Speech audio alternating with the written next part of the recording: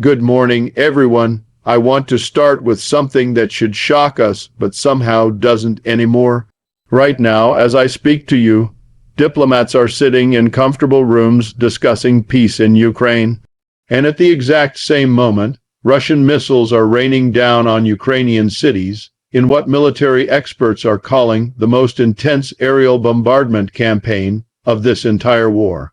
Let that sink in for a moment. Peace talks are happening while the fiercest air assault is underway. If that doesn't tell you something profound about how power actually works in our world, I don't know what will. Now, I've been studying economics and political systems for over 50 years, and I can tell you this pattern is as old as empire itself. You don't negotiate peace when you're winning on the battlefield. You escalate. You maximize the violence precisely when your opponent is most vulnerable, precisely when the international community is calling for dialogue. Why? Because you want to come to that negotiating table with your boot on your opponent's neck. You want them so weakened, so desperate, so broken that they'll accept whatever terms you dictate. This isn't diplomacy. This is domination with a diplomatic veneer. And we need to call it what it is. Here's what the corporate media won't explain to you clearly enough. These massive airstrikes hitting Ukraine's power infrastructure, its water systems, its civilian population centers, this isn't random military strategy.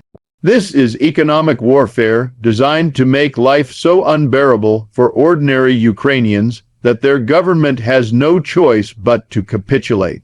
When you destroy a nation's ability to heat homes in winter, to keep hospitals running, to maintain any semblance of normal life, you're not fighting a military, you're terrorizing a population into submission, and doing this while claiming you're open to peace negotiations. That's not just hypocritical, it's sadistic.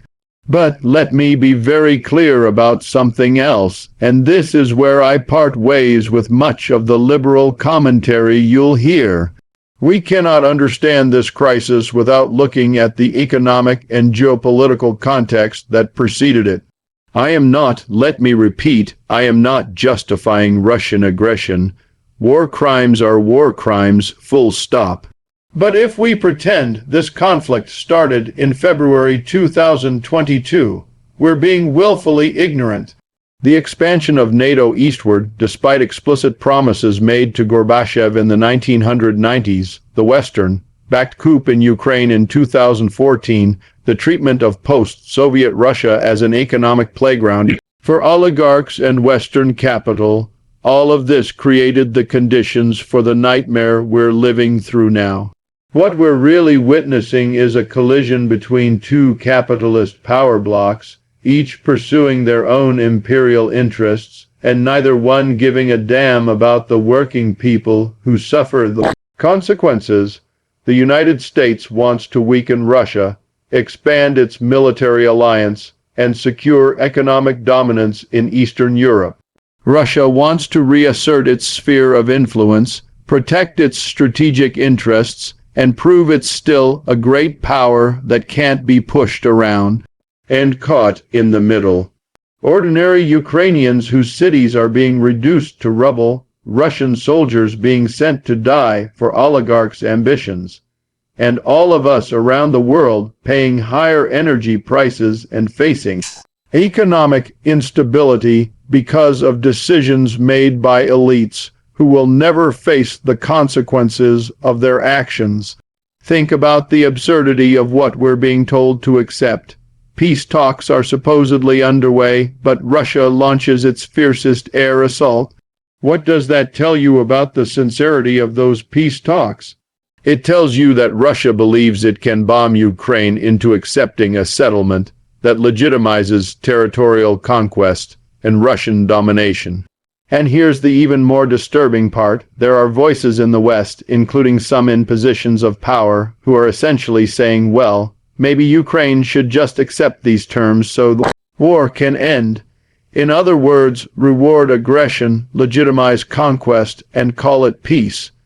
That's not peace, that's appeasement, and we learned in the 20th century where that leads. Now, as an economist, let me tell you what really concerns me about any peace settlement that might emerge from these negotiations. Who's going to benefit from Ukraine's reconstruction? I guarantee you it won't primarily be Ukrainian workers. It'll be Western corporations, international financial institutions, and the usual suspects who see war-torn countries as investment opportunities. We've seen this movie before in Iraq, in Afghanistan, in Libya. They call it Reconstruction, but what it really means is disaster capitalism, swooping in to privatize public assets, impose austerity, and turn a country's recovery into a profit center for global capital. The Ukrainian people will be told they need to accept structural reforms and open markets as conditions for aid, which is just code for gutting workers' rights, selling off public resources, and subordinating their economy to Western financial interests. And let's talk about what's not being discussed in these peace negotiations. Where are the voices of ordinary Ukrainians in this process? Where are the labor unions, the community organizations, the people who have been living through this hell for nearly 3 years? They're not in those rooms. Instead, you've got government officials, military brass, and international power brokers deciding the fate of millions without meaningful input from those millions. This is how elite power works. They make the decisions, we live with the consequences. The air assault we're seeing right now is also designed to send a message to the West. Russia is demonstrating that it can absorb sanctions, that it can sustain a war effort, and that it's willing to escalate beyond what Western leaders find comfortable. It's a calculated gamble that the West's attention span is short, that public support for Ukraine will wane, and that economic pressures will eventually force Western governments to push Ukraine toward a settlement on Russia's terms, and sadly, there's evidence that calculation might be working.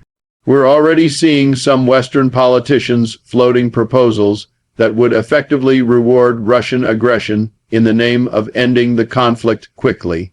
But here's what we need to understand at a deeper level. This war, like all modern wars, is fundamentally about capitalism's need for expansion, for markets, for resources, for strategic dominance.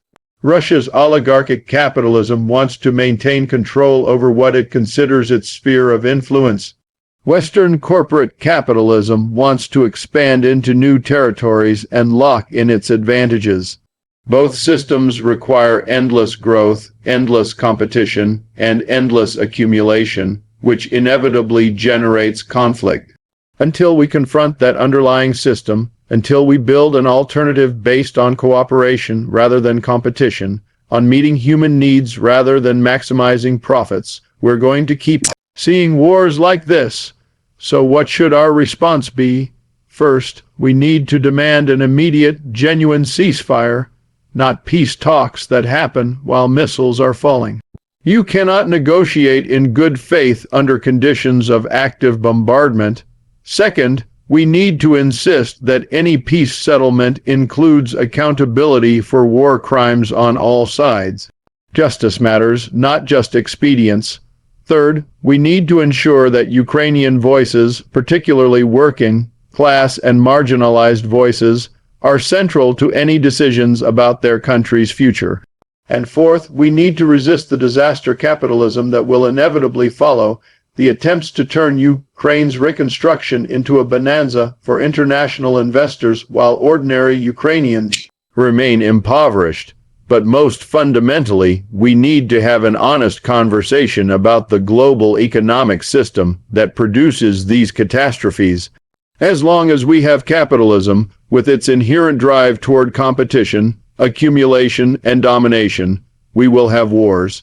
As long as decisions about war and peace are made by tiny elites who profit from conflict and never suffer its consequences, we will have peace talks under fire. The solution isn't just to end this war, it's to build a different kind of world, one where economic democracy replaces corporate oligarchy, where cooperation replaces competition, and where human needs take precedence over private profit. I know some of you are thinking, Professor Wolf, that sounds idealistic, that sounds impossible. But let me ask you, is the current system working? Is a world of endless wars, escalating inequality, and ecological destruction really the best we can do? I would argue that what's truly unrealistic is believing we can keep doing the same thing and expect different results. The peace we need, genuine peace built on justice and dignity, won't come from diplomatic negotiations between imperial powers. It will come from below, from movements of working people across borders who refuse to kill each other for the benefit of elites, who insist on building economies that serve life rather than death. Let me close with this. Every missile that falls on Ukraine right now, during these so-called peace talks, is an indictment not just of Russian policy, but of our entire global system. It's an indictment of capitalism's logic, of great power politics, of a world order built on domination rather than solidarity. The question before us isn't just how to end this particular war. The question is whether we're brave enough, whether we're committed enough to build something fundamentally different. That's the conversation we should be having. That's the peace we should be fighting for. Thank you for listening. I know these are difficult truths, but we owe it to the people suffering in Ukraine, to people suffering in conflicts around the world, and to future generations to face reality honestly and to demand better than the failed system our leaders keep trying to preserve.